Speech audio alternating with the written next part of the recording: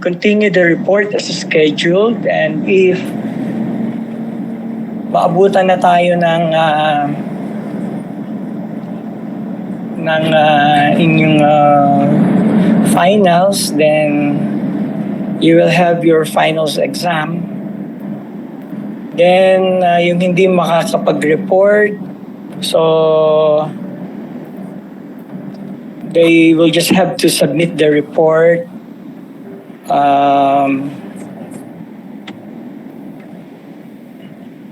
they will still have to have their group report and submit to me the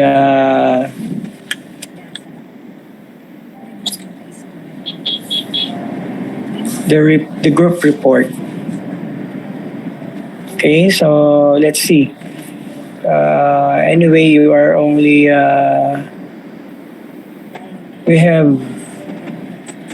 you are six groups, and I think matatapos naman natin to.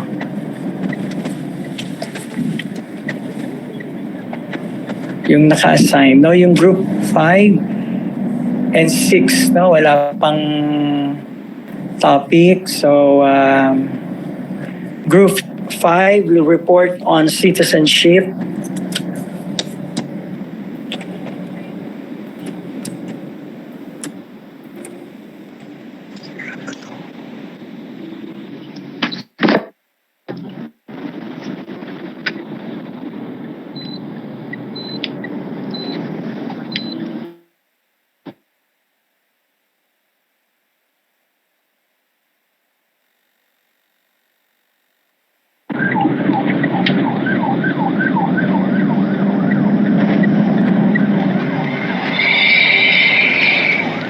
And group 6 will report on the local government. So that is Article 10. Okay, so group 5 will report on the topic about citizenship, and group 6 will report on the local government.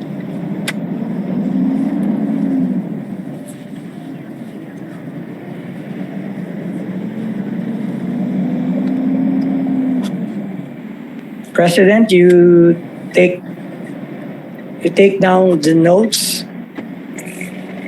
Yes, sir. Noted po. Okay. Who is the team leader for Group 1?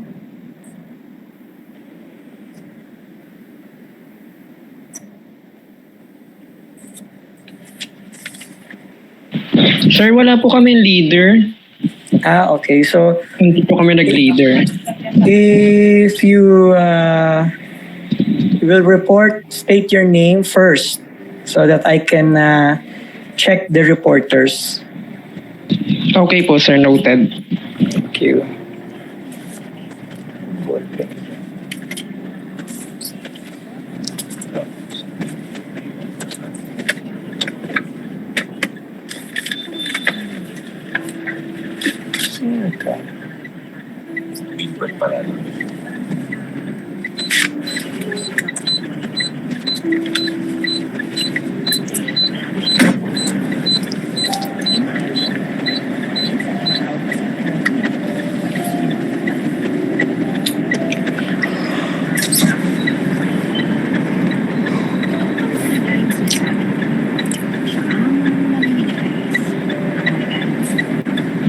Rinig po. Yes. Yes. Very So, clear. yes, thank you po, sir. Good afternoon po. I'm Mark Erickson Sibug po. So the assigned topic to us is the Executive Department and Article 7 of the 1987 Constitution. Next slide po. So Section 1 of Article 7, the Executive Department, following the 1935 Charter, Section 1, the executive power is vested in one power alone, the President of the Philippines. It is also accurate to refer him as the Chief Executive. Under both the 1935 Constitution and the present Constitution now, the President is both the head of state and the head of the government. So ano ba yung executive power na tinatawag sa kanya? Executive power is defined as the power to administer the laws. Yung mga laws na included dito ay yung included sa Constitution is the statutes enacted by the Congress, the decrees or the presidential decrees, executive orders, and the decision of the courts. Next po. So sa Section 2 of the Article 7 is the qualification for the President and the Vice President. We have five qualifications for the President and Vice President. One is he is a natural-born citizen of the Philippines. Number 2, he is a registered voter. Number 3, he is able to read and write. 4, he is at least 40 years of age on the day of the election, not proclamation or assumption from President. Number 5, he is a resident of the Philippines for at least 10 years immediately preceding such election. The Constitution does not prescribe any educational, academic, or literacy qualification except only the ability to read and write. Section 3, next po. Thank you. Okay, may I Sige po, sir.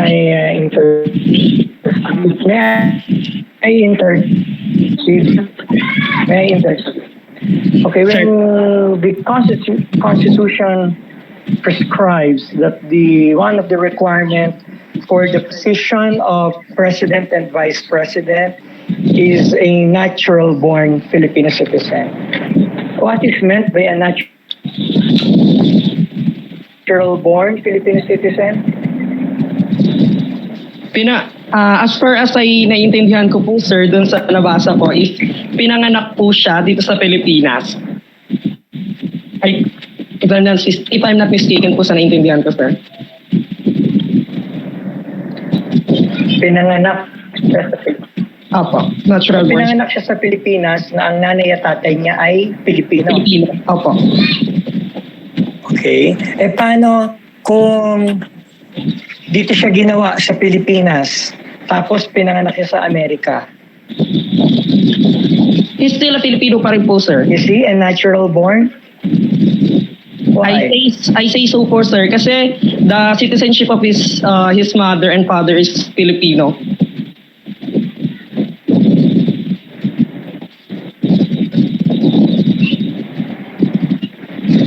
Filipino. Yes po. Kapag nanay niya lang Pilipina, tatay niya Amerikano, doon siya pinanganak sa Amerika, ano siya, natural born? Ayan lang po ang hindi ko po sure, sir. Sa ganyang aspeto po. Sorry.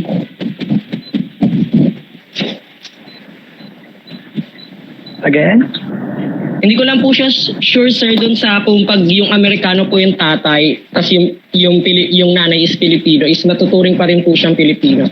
As far as I know po kasi, once na Filipino po yung tatay, tapos Amerikano yung nanay, or iba, foreigner po yung nanay niya, matatawag pa rin po siya natural born eh. Pag father po yung Filipino. Pero pag sa mother po ata, hindi po ata. As far as I know po.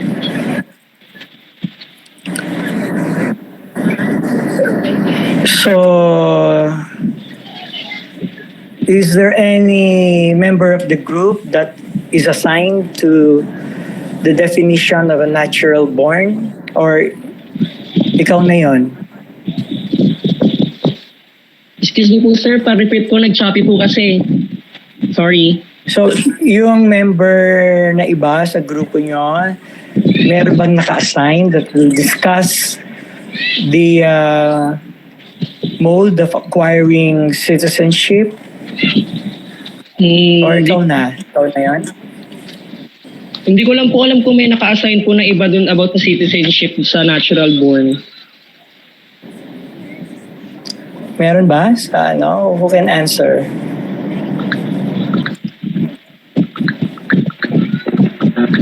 Sir? Yes? As far as I know po, okay lang po na kahit isa sa parents ng isang citizen ay hindi Filipino, as long as dito po siya pinanganak and hindi po siya nag-undergo ng naturalization.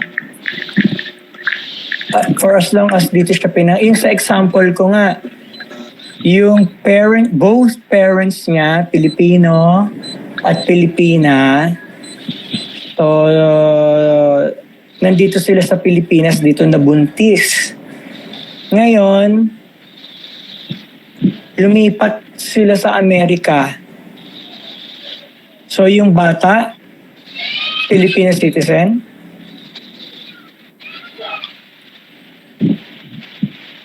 Yung bata, natural born, Filipino citizen.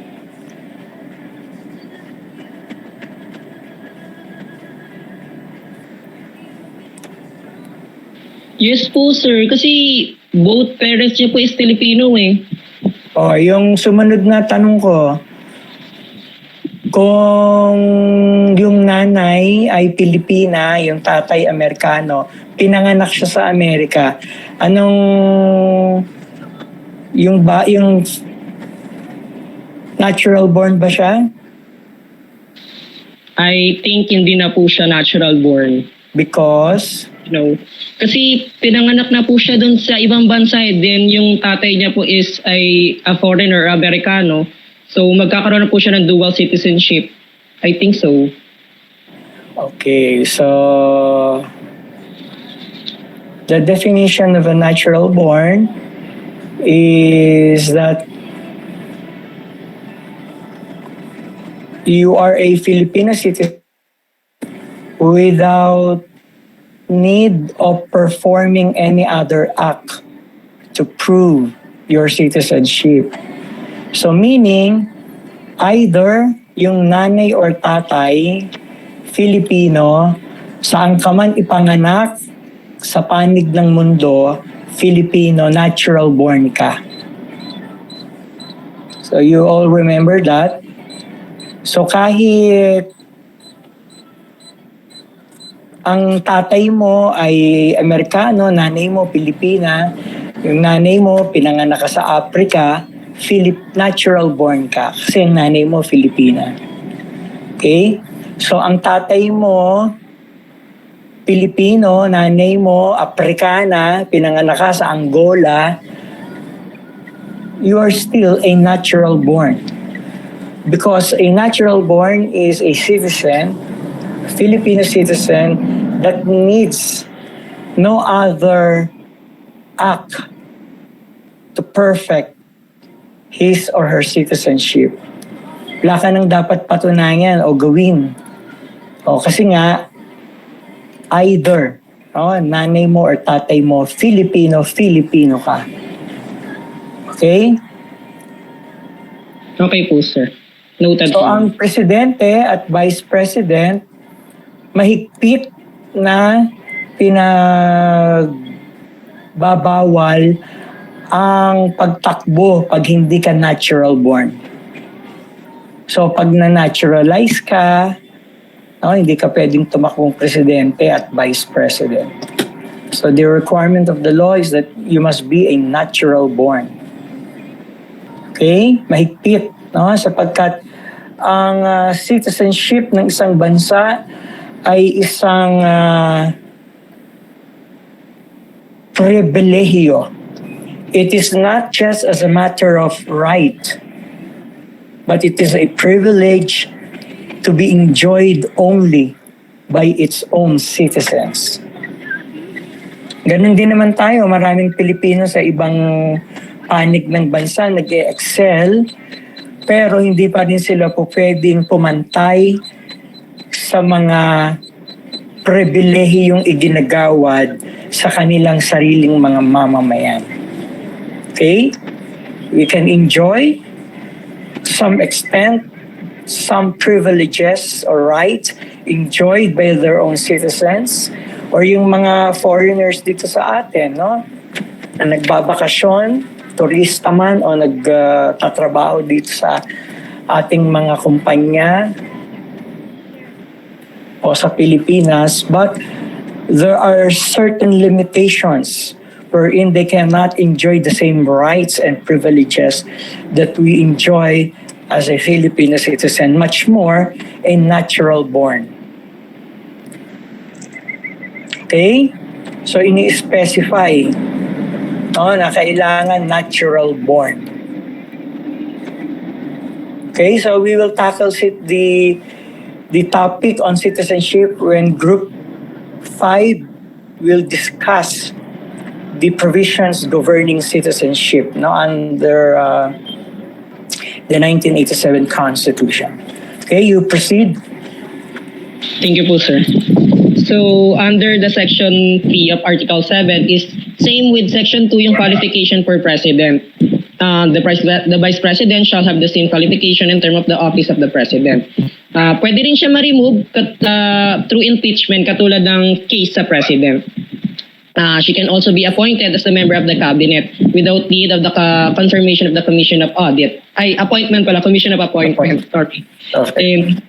Commission of Appointment. So, hindi na need ng confirmation kasi ang based dun sa Constitution is kawalan siya ng respeto sa Office of the Vice President kapag need pa ng confirmation. Basta i-appoint lang siya na President para maging member siya ng cabinet. Next po, Section 4. Section 4 of the Article 7 of 1987 Constitution. Election of President and Vice President. The President and Vice President shall be elected by direct vote of the people for a term of 6 years, which begin at noon on the 30th day of June and shall end at the noon of the same date 6 years thereafter. Regular election, yung regular na election natin ng Vice President and Vice President ay ginagawa tuwing ikalawang Lunes ng Mayo. A vacancy in the office of the President arises in the case of permanent disability, death, or resignation of the President. Re-election of President and Vice President. The President, yung Presidente, hindi siya eligible para sa another term or para mag-re-elect ulit. But yung Vice President, no Vice President shall serve for more than 2 successive terms. But eligible siyang tumakbo sa pagka-presidente. So meaning the President can only be elected for a period of 6 years, no more extension. Yes, wala na pong no exemption po. Pero yung Vice President po, hindi No po siya... more extension, the exemption, extension. Sorry, sir. Okay. So yung Okay. Vice President, Hindi po siya ay pwede... dalawang beses pwedeng tumakbo. Okay, so Opo. yung isang term niya, 6 years, so pwede For Vice. ulit another 6 years term, no? Sabi, 2 consecutive terms. Yes po.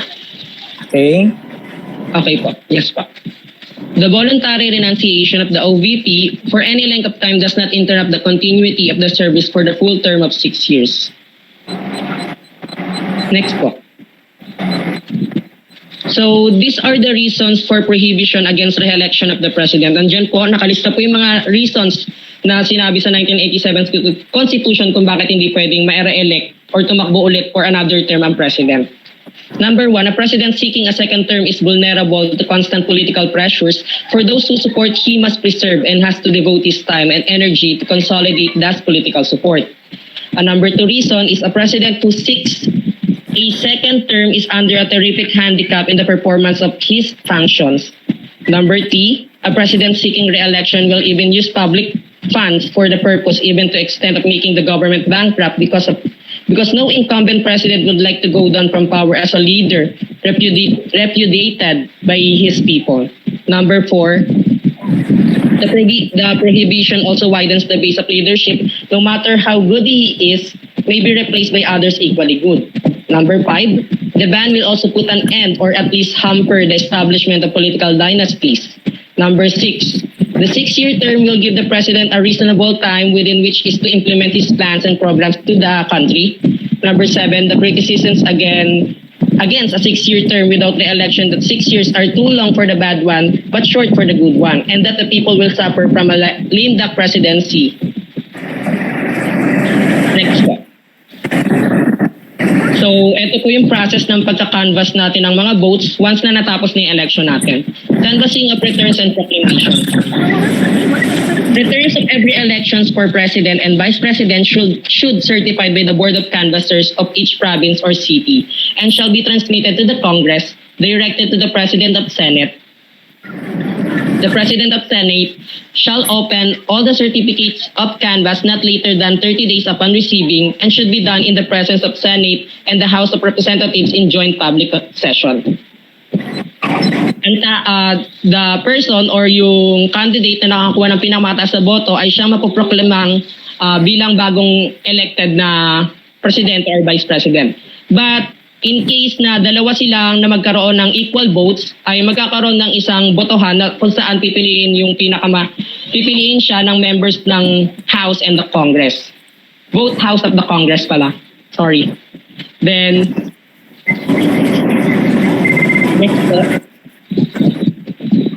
So ito yung mga election contest pag hindi natanggap yung pagkatalo niya, ito yung mga pwedeng gawin niya after hindi niya matanggap yung pagkatalo nga niya.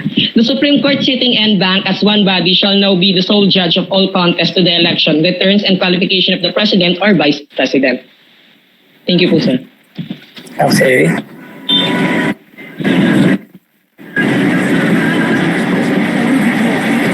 Good afternoon po, sir. I'm Clark Basurdo.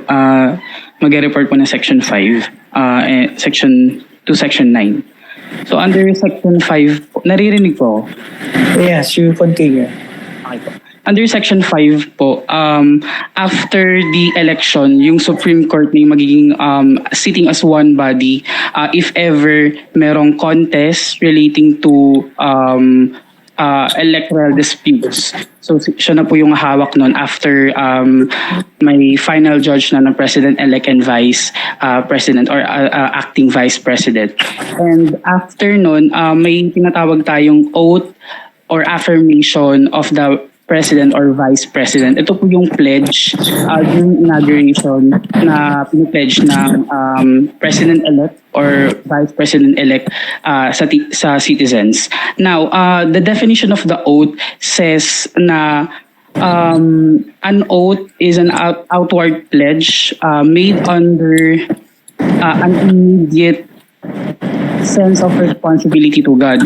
So ang mapapansin natin sa unang phrase ng oath, andun yung lines ng I do solemnly affirm. Now if the President-elect or Vice President is not a Christian or does not believe in God, ang mangyayari, papalitan niya yung word na affirm. Magiging I do solemnly Swear. Ayun, I do solemnly swear. Tapos sa dulo po, nakalagay po doon na so help me God. If ever happens na yung president is hindi siya Christian, non-Christian or hindi naniniwala, does not believe in God, i-omit niya na yung so help me God.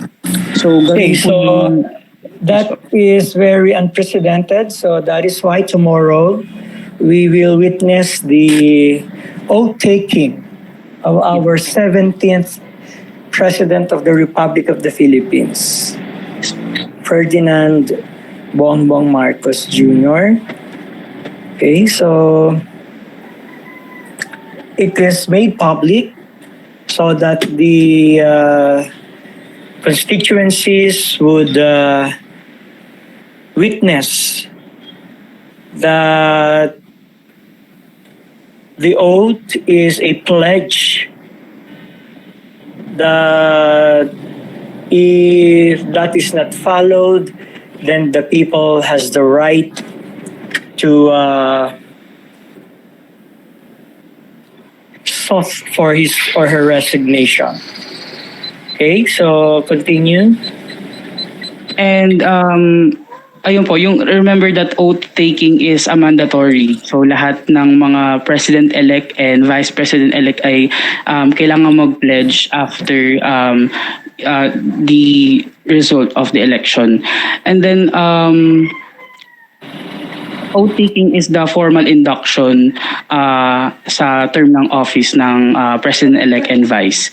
Next po. So not only the president and the vice president, no, but Yes. all elected officials who seek public office, once elected, should pledge, no, their allegiance to the republic and to the laws of the country. So tumakbo ka sa isang pampublikong opisina, so kinakailangan alam mo ano yung mga responsibilidad at obligasyong kaakibat ng posisyong tinakbo mo. So, as for many reasons, no, you cannot relax. That is why it is often said that public office is a public trust. Naglilingkod, hindi ikaw ang pinaglilingkuran. No, kaya importante yung oath of office ina-attach, no, doon sa iyong first salary para makasahod ka, kailangan naka-attach yan, no? At ang mag-oath sa iyo should be in the executive department, meaning you can only take your oath for those officials who are under the executive department, meaning the president, no, the vice president, the mayor. No, you cannot take your oath with the vice mayor. No, only the mayor, no, and the barangay captains. Okay, so that is before June 30. No, kung katulad sa atin, May 9, na may mga nanalo, dapat bago mag June 30, nakapag-take ka na ng oath. Okay? Continue. Ayun po. And under Section 6 po, the President shall have an official residence. The salaries of the President and Vice President shall be determined by law and shall not be decreased during their tenure. Also, under Section What's your 6, name? What's your name? Clark Baserdo po. Sir. Okay, continue. Under Section 6, nakalagay din doon na during the tenure of the in office, hindi pwedeng tumanggap ng other source ng allowances, remunerations, or emoluments ang President-elect. Kaya fix ang sahod nila. So basically, yun yung pinaka, isa rin yun sa pledge nila na hindi sila pwedeng tumanggap ng ibang So meaning, kapag ikaw, bago ka nanalong presidente, isa kang doktor, okay, isa kang abogado, so you cannot practice anymore your profession. So kasi full-time job ang public office. No, you cannot, if you're a lawyer, then you cannot practice legal profession or you cannot appear in court, no, to litigate or be a counsel for private or public clients. Okay? Continue. And regarding sa compensation naman po, ayun nga, fix yung by law, it's fixed. Hindi siya pwedeng bawasan, hindi rin naman siya pwedeng madagdagan on that same year. According din letter B doon sa Section 6, sinasabi na if ever na magpasa ng batas sa salary, pagtataas ng sahod ng President and Vice President, it should not be for the benefit of the incumbent President. The enactment of the said law will be the following administration na hindi na pwedeng ma-enjoy yung benefit ng pagsasabatas ng pagtataas ng sahod. And Okay. So the law has a prospective effect. So hindi pwedeng mag-benefit yung nag-aproba. So it is in violation of our Constitution and it is contrary to law. yes, po. Okay? Pinasa mo, tapos ikaw rin ang makikinabang. Okay? Hindi pwede yun, di ba? Okay. Continue. Okay. According to transitory provisions, ang initial annual salary ng President is 300,000 pesos and the Vice President is at 240,000 pesos. Congress may provide otherwise subject to Section 6. Next po. The President-elect and Vice President-elect shall assume office at the beginning of their terms. So ito na po yung start ng tenure nila sa office nila. Number 1, if President-elect fails to qualify, the Vice President-elect shall act as President until the President-elect shall have qualified. So basically, self-explanatory kapag ever happens na magkaroon ng electoral disputes sa President-elect, yung acting vice president ang tatayo as the president. Next, if a president shall not have been chosen, the vice president-elect shall act as a president until a president shall have been chosen and qualified. If at the beginning of the term of the president shall have died or shall have become permanently disabled, the vice president-elect shall become the president. Matatalakay po yan sa section 8. If ever happens magkaroon ng disabilities, death, and circumstances sa incumbent president. Next po. And vice president-elect shall assume office at the beginning of their term. Where no president and vice president shall have been chosen or shall have qualified, or where both shall have died or become permanently disabled, the president of the Senate, pababa na po siya kapag namatay yung president, bababa po siya ng vice president. If ever happens na yung vice president is nagkaroon ng disease, permanently disabled, ang mangyayari po ay ibababa siya sa Senado. The Senate of the President will take in charge dun sa position ng President. And then in case na may inability din sa Senate of the President para mag-act as President, bababa po siya ng Speaker of the House of Representatives. Yun. And if ever happens... So meaning, if there are vacancies, so the president dies, by virtue of the principle of succession, the vice president will fill up the vacant position of the president. If the vice president, then the Senate president. Yes, po. But if the Senate president is not qualified, the Speaker of the House will take the position. Okay? Proceed. If ever happens, in case of inability, yung Speaker of the House of Representatives ay hindi rin qualified to act as the Vice President, no, sitting Vice President, ang mangyayari po is Congress na yung magde-decide whether to form an election, pero hindi sila pwedeng mag-decide who to para mamili ng kung sino yung president. Next po. Ayan, sa section 8 po, in case of death, permanent disability, removal of office, resignation of the president, vice ang kukuha ng vacancy ng president, no. And then ang by law, yung unexpired term niya ang gugugulin ng vice. Hindi siya pwedeng another 6 years sa vice. Bali kung ano yung natitirang unexpired term ng president, yun yung magiging start ng tenure niya sa office. Okay. The Congress shall by law provide who shall serve as president in case of that. Ayun nga po, kapag in case of inability, kung nakapunta na sa Speaker of the House at hindi pa rin qualified para maging president, Congress na po yung magde-decide to perform election para magkaroon ng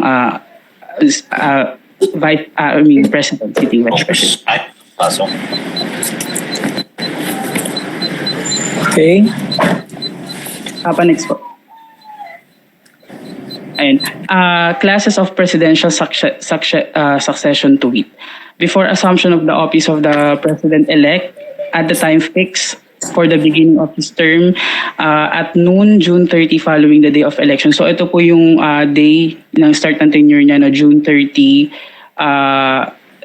noon time. And then after the assumption of office by the president-elect or subsequent to the time fixed for the beginning of his term. So ganun din po yung parang kanina, if ever magkaroon ng in case of death during inauguration or during first day niya sa term, yung unexpired term ang gagamitin ng vice president. Okay, so tomorrow is declared as a special non-working holiday in the city of Manila. So you watch the presidential inauguration tomorrow. Okay?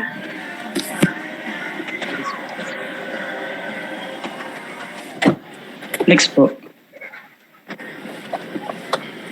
And when Vice President shall act as President, ito yung mga cases na Vice President ang kukuha ng vacancies ng President. The President-elect and the Vice President-elect shall assume office at the beginning of their terms, noon at June 30, next following day of the election. In any following cases, the President shall act as President. Number one, kapag yung President fails to qualify, nagkaroon ng electoral disputes, nagkaroon ng fraud sa number of elections and such. Pangalawa, if President shall not have been chosen, kung hindi nakakapili pa, kung nagkaroon ng tie sa number of votes. Pangatlo, in case of temporary inability or incapacity. Dito kapag for example, nagkaroon ng, kunyari buhay naman yung presidente, pero hindi na kayang physically umaten or magkaroon ng, for example, SONA, hindi na kayang dumalo, Vice President can act or even a Speaker of the President. Next po. When there are no President and Vice President, before assumption, the Senate or the Senate President, or in case of his inability, the Speaker of the House of Representatives shall act as President until President or Vice. Ayun nga po, kapag in case na nagkaroon ng death yung President, inability sa Vice, Speaker of Senate President po ang tatayo bilang acting President. After assumption, ganun din naman po, Senate President, in case of inability, House of the Speaker naman po, bababa po. Next po. Ayan. Good afternoon po. Ako po si Micaela Endona and i-report ko po yung Section 9 to Section 12. So, sa Section 9 po, sinasabi dito yung possibility of a permanent vacancy sa office of the Vice President. And when that time comes, according to Section 9, the President shall nominate a Vice President from among the members of the Senate and the House of Representatives. And yung nomination po na sinasabi dito is subject to confirmation or yung conformity ng majority votes po ng lahat ng members ng House of Representatives and ng Senate. They will vote separately and as soon as the confirmation is made, yung nominee na inappoint ng President shall assume office.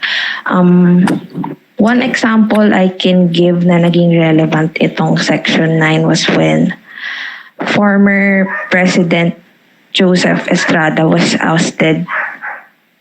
And yung pumalit bilang president nung time na yun was Arroyo, who was also ERAP's VP at that time. And as soon as Arroyo took a seat as the president, yung office of the vice president naman ay naging vacant. And that was when Arroyo nominated Senator Teofisto Gingona as her VP, and na-confirm naman siya by a majority vote ng Congress, and si Gingona po yung naging VP ni former President Arroyo. Next po. Ayan, so yung Section 10 naman po is all about what happens if there is vacancy in both the offices of the President and the Vice President. Sinasabi po sa Section 10 na ini-intend po nito yung Congress na mag-convene at 10 a.m. of the third day after the vacancy and within a week na makapag-enact ng isang batas for a special election. Sinasabi din dito na hindi pwedeng masuspend or ma-postpone yung convening and yung special elections.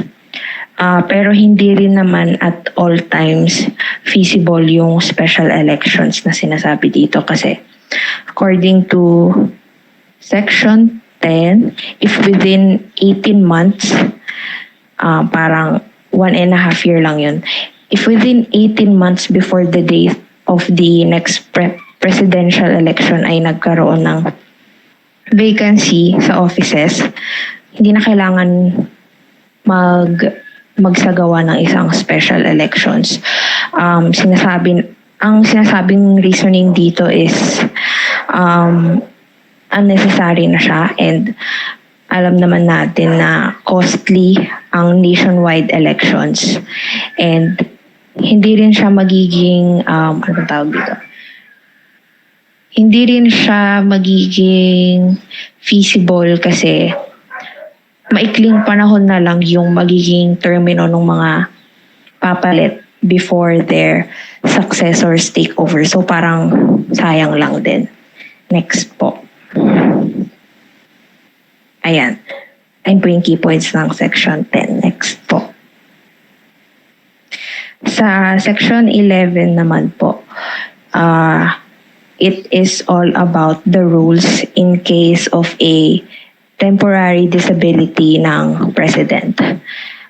Before kasi, yung 1935 and 1973 Constitution contained no provisions about kung paano at kung sino yung pwedeng mag-declare ng incapacity or inability ng isang president to handle the presidential office. So sa Section 11, sinasolve nito yung problem of determining the existence and termination of presidential incapacity in terms of dispute. Sinasabi po rito na if yung vote, may dalawang ways ng pag-declare ng isang temporary disability ng president. Pwede siyang i-declare ng president mismo, or pwede siyang i-declare ng members of the cabinet. Kapag, President transmit to the President of the Senate and the Speaker of the House of Representatives his written declaration that he is unfit to continue office, and then VP shall be the acting president. Pwede rin siyang i-declare ng members of the cabinet kapag nag-transmit sila sa President of the Senate and Speaker ng House ng isang written declaration, and then VP shall assume powers.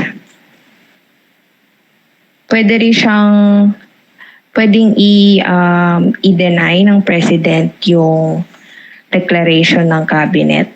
If the President transmit that no inability exists, he shall assume office. Pero in case of a dispute between the President and the cabinet, sinasabi lang dito na baka magkaroon ng time na hindi mag-settle sa isang decision yung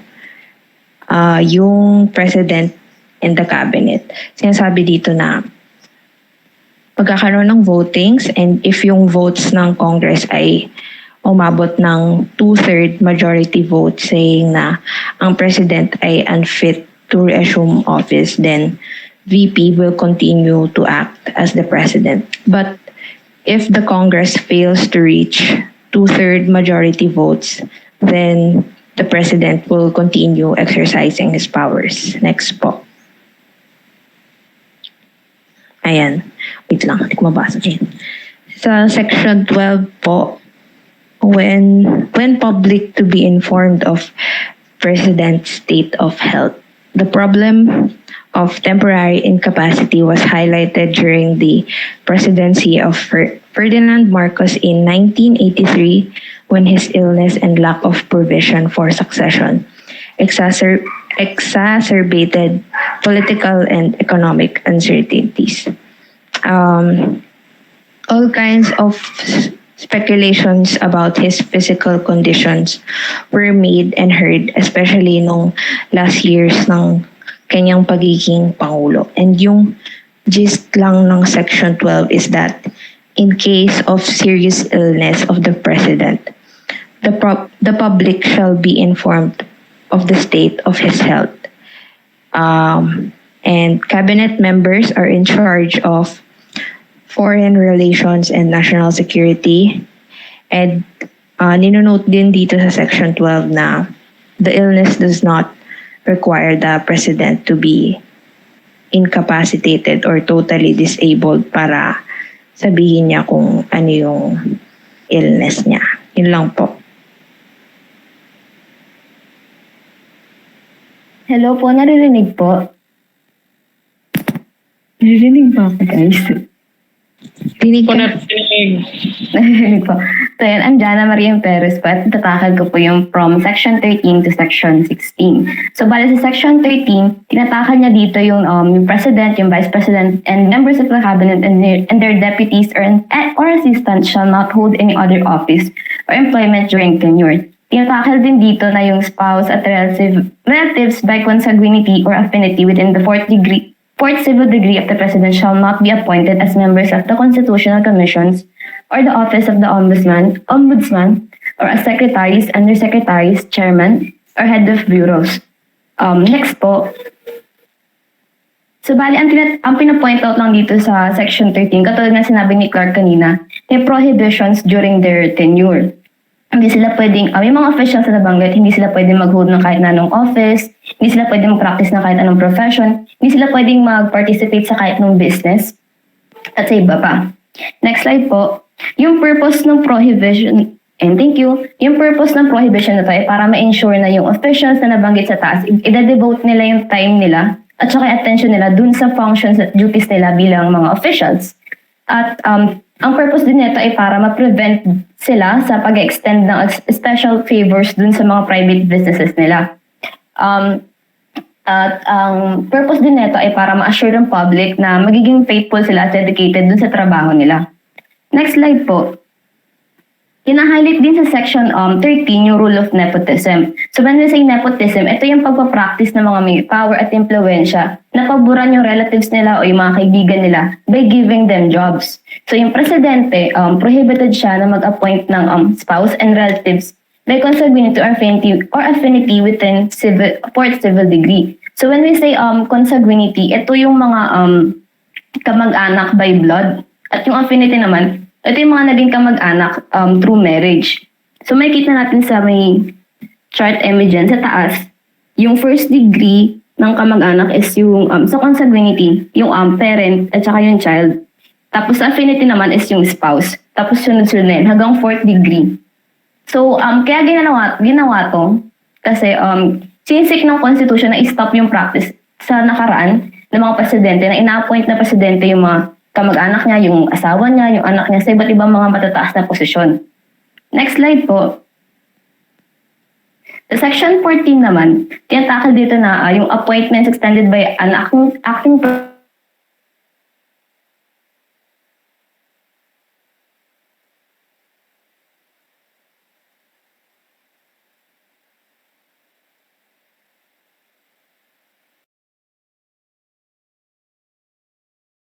administrasyon.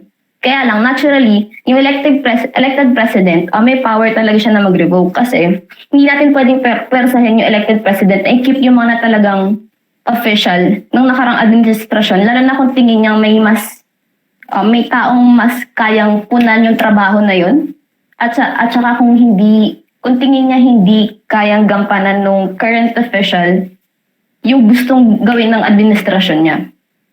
So yung elected president, kailangan gawin niya yung revocation within 90 days. 90 days kasi tingin ng Constitution, sapat na yun para maaral ng padating na administrasyon yung credentials na nakaupo at saka yung posibleng ipalit dun sa tao. Next slide naman po. So Section 15 naman po.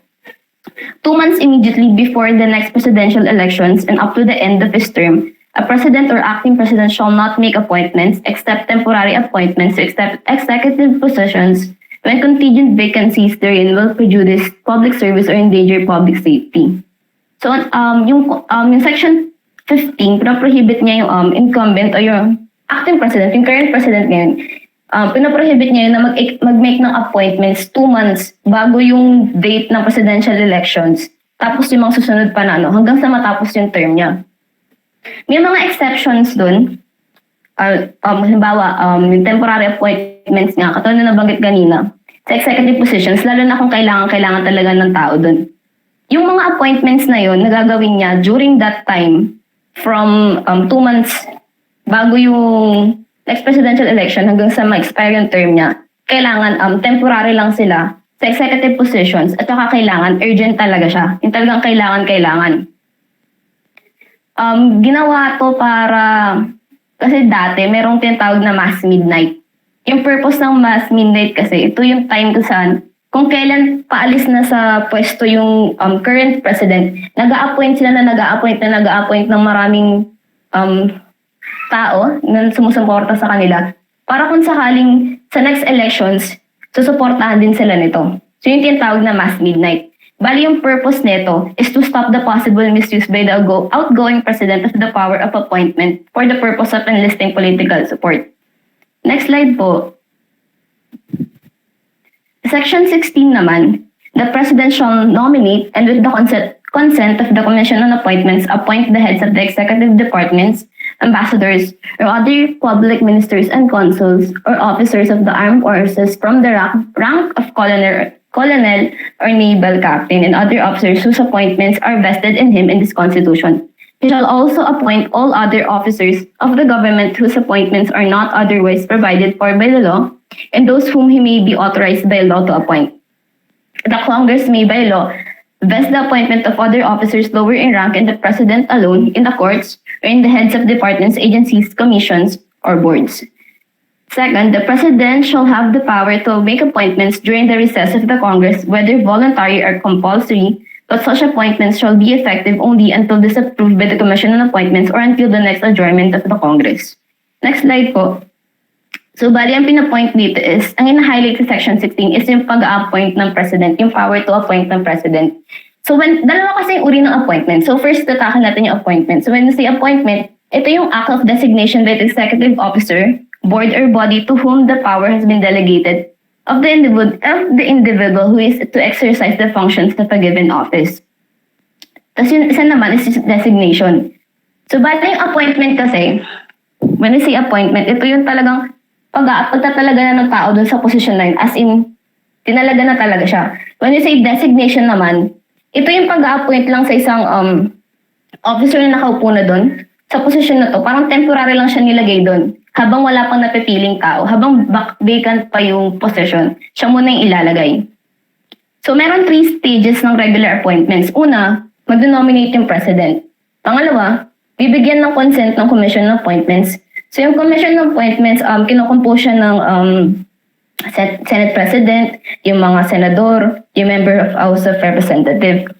Yung purpose ng Commission on Appointments is to, stop yung possible misuse na gagawin ng presidente sa pag-a-appoint ng pag-a-appoint. Tapos yung next stage naman is yung appointment ng presidente dun sa tao. Next slide po. So, bali may dalawang uri ng presidential appointments. Una, yung regular appointments. Pangalawa, yung ad interim appointments. So, when you say regular appointments, ito yung appointments na ginawa during the session of the Congress. So, between pag-start ng session nung July 4th hanggang sa mag-adjourn na yung session ng Congress, yun yung regular appointments.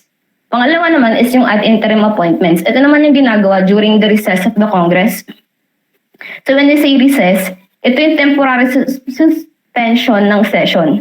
So hindi siya technical talaga natapos na yung session ng Congress. Parang nag-break lang sila. So may dalawang uri ng recess. Una is yung voluntary recess. Ito yung nag-take place bago yung adjournment ng Congress. So, halimbawa, yung Christmas break nila, voluntary recess yun. Pangalawa naman, yung compulsory recess. Ito naman yung take place when the Congress adjourns. So, yung sa pagitan ng, nag-end na yung session ng Congress. Tapos may time doon na parang break talaga ng mga senador. Tapos, start ng bagong session ng Congress. So, yung time sa pagitan yun yung tawag na compulsory recess. Meron namang appointment din, iba't ibang uri ng appointment sa career service. Yung kasi sabi ko kanina, temporary at saka yung permanent. So, when we say permanent, ito yung ini-issued sa isang tao na na-meet yung lahat ng requirements sa position. Tapos yung time niya sa posisyon na yun, naglalas siya hanggang sa maging, ayun, lawfully terminated. Pangalawa naman, yung temporary acting, ini-issue siya sa person na na-meet lahat ng requirements sa position except the appropriate civil service eligibility. As yung pag-upo niya sa posisyon na yun, hindi siya nag-exceed ng 12 months. Pwede rin siyang makat kung yun, kung bago mag 12 months nakahanap na sila nang ipapalit doon sa kanya o ng permanenteng upo doon sa posisyon na yun, pwede na siyang ikat. Meron din steps sa pag-appoint. Una, appointment and yung acceptance. Yung appointment, ginagawa siya ng appointing power, yun nga, yung commission of appointments at yung presidente. At pangalawa naman, yung acceptance. Ito yung ginagawa ng appointing, act na appointing. May iba't ibang uri ng acceptance, pwedeng i-express na to through writing or pagsasalita. Pwede naman na implied, so kahit na walang formal acceptance, ayun, gagawin na lang yung trabaho nila, papasok na lang sila, tatanggapin nila yun. Next slide po. So yun, ito yung mga officials na yung appointments ay naka-vest sa president. So una, under section 16, yung heads of executive departments, yung ambassadors, and other public ministers and consuls, the officers of armed forces of the Philippines from the rank of colonel or naval captain, tapos yung other officers na yung appointments naka-vest sa presidente by the Constitution, tapos yung mga other officers sa government na hindi na pinaprovide ng law kung sino mag-appoint, so pwede rin i-appoint niya yun. Tapos, those who he may be authorized by law to appoint. So, bali yung unang tatlo, yung ABC dyan, kailangan muna nila ng confirmation mula sa Commission on Appointment. So, bali dadaan muna sila. Next slide po. Pangalan naka-next na. Yun, thank you. Tapos, under naman sa other provisions, pwede nilang i-appoint yung members of the Supreme Court and judges of lower courts, yung mga regular members of Judicial and Bar Council, yung chairman and commissioners of Civil Service Commission, yung chairman and commissioners of Commission on Elections, chairman and commissioners of Commission on Audit, tsaka yung ombudsman and deputies. Tapos po, kasama sa trabaho ng presidente, kung may power siya na mag-appoint, may power din siya na mag-remove. So yung removal na ginagawa nila, pwede siyang gawin bago matapos yung term. Ayan lang po. Next naman po, ako po si Dan Rafael Fidalvero at i-report ko naman po yung sa Section 17 hanggang Section 19. So sa Section 17 po, it entails that the President shall have control of all the executive departments, bureaus, and offices. In-ensure daw po niya na... I intervene in... Hello. Yes, sir. Hello. Sir? Hello, you stop. Hello, sir? May I intervene? Okay po, sir. Yes. That is why in the report a while ago, it is very important that the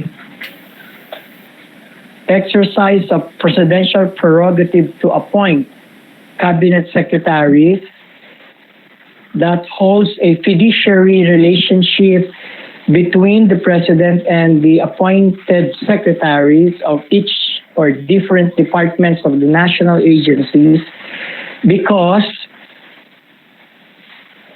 like in case of permanent physical incapacity, wherein the cabinet secretaries may provide for a written notice that the president, in fact, is indeed not capable of performing anymore the function of the republic the function of the president of the republic. So it is very important that the president appoints those cabinet secretaries that has a full trust and confidence. Okay, and it is true that the presidential power to appoint holds or carries with it the presidential power of removal. So anytime if the cabinet secretaries has lost the trust and confidence of the president, he can be or she can be fired from the position. And in the same manner that when you heard some senators calling for the resignation of Health Secretary Duque, no, Secretary Duque, you will hear him in return answering that it is only the president that I serve. So that I serve at the pleasure of the president. So yun ang mga sagot nila. So that is why hindi sila pwedeng tanggalin ng mga senador o mag-resign sila. It is only the president that can compel them to do so. Okay, so you continue. What's your name? Next reporter. Dance Rafael Talvero po, sir. Sir, Remy po ito, sir, class rep po. Meron po kasi kaming Yeah. class rep 4:30, nag-send na po ng link yung sunod po naming professor. Okay, so if that is the case, we will stop the class. So how many more reporters Meron po pong 5 reporters, for sir. group 1? Ay, group 1 po. Ilan po ba yung reporters po ng group 1? Dalawa na lang po yung natitirang magre-report. How many more? Dalawa na lang po for group 1.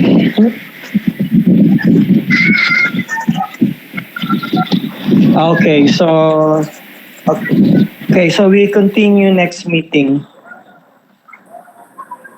This Saturday, Okay? this Saturday po siya. Or Wednesday po.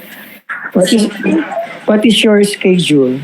Every Wednesday and Saturday po. Wednesday and Saturday. Okay, Saturday. Okay, sir. 3 p.m. Okay. Okay, sir. Ganito lang din Okay, po. so thank you. Okay po. Thank you. Yes. Okay. Thank you.